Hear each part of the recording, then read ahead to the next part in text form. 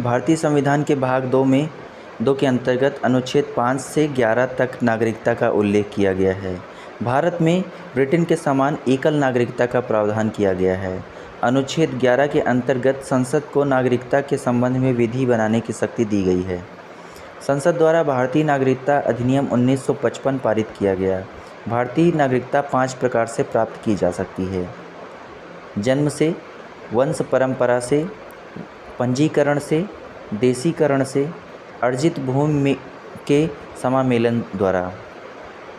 भारतीय नागरिकता का अंत लोप 3 प्रकार से हो सकता है: किसी अन्य देश की नागरिकता ग्रहण करने पर, नागरिकता त्यागने पर, भारत सरकार द्वारा वंचित करने पर।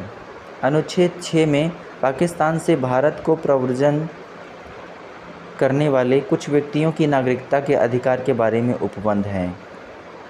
अनुच्छेद 7 में पाकिस्तान को प्रव्रजन करने वाले कुछ व्यक्तियों की नागरिकता के अधिकार के बारे में उपबंध हैं। अनुच्छेद 8 में भारत के बाहर रहने वाले भारतीय उद्भव के कुछ व्यक्तियों की नागरिकता के अधिकार के बारे में उपबंध हैं। अनुच्छेद 9 के अनुसार जब कोई व्यक्ति स्वेच्छा से किसी विदेशी राज्य का नागरिक हो जाता है तो उसकी भारतीय नागरिकता स्वतः समाप्त हो जाती है। प्रवासी के रूप में रहने वाले विदेशी व्यक्ति के लिए देशीकरण के आधार पर नागरिकता प्राप्त करने के लिए 10 वर्षों तक निवास करना अनिवार्य है। नागरिकता अधिनियम 1955 की धारा 5(1)(a) के तहत पंजीकरण द्वारा भारतीय नागरिकता प्राप्त करने के लिए भारतीय मूल के व्यक्ति को भारत में 7 वर्ष बिताने होंगे। संसद नागरिकता के अर्जन हेतु शर्तों को नियत करने के लिए सक्षम है। वर्ष 2005 के नागरिकता संशोधन अधिनियम में अप्रवासी भारतीय नागरिक की संकल्पना की गई, जिसके अनुसार पाकिस्तान एवं बांग्लादेश के नागरिकों को छोड़कर सभी देशों के भारतीय मूल के नागरिकों को केंद्र सरकार को आवेदन पर अप्रवासी भारतीय नागरिक के रूप में पंजीकृत किया जा सकेगा।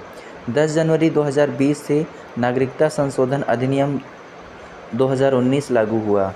यह अधिनियम अफ़गानिस्तान, पाकिस्तान और बांग्लादेश के हिंदू, सिख, बौद्ध, जैन, पारसी और ईसाई धर्म के अवैध प्रवासियों को नागरिकता देने का प्रावधान करता है। इस अधिनियम द्वारा उन्हीं को नागरिकता देने का प्रावधान है जिन्होंने 31 दिसंबर 2014 को या उससे पहले भारत में प्रवेश किया हो।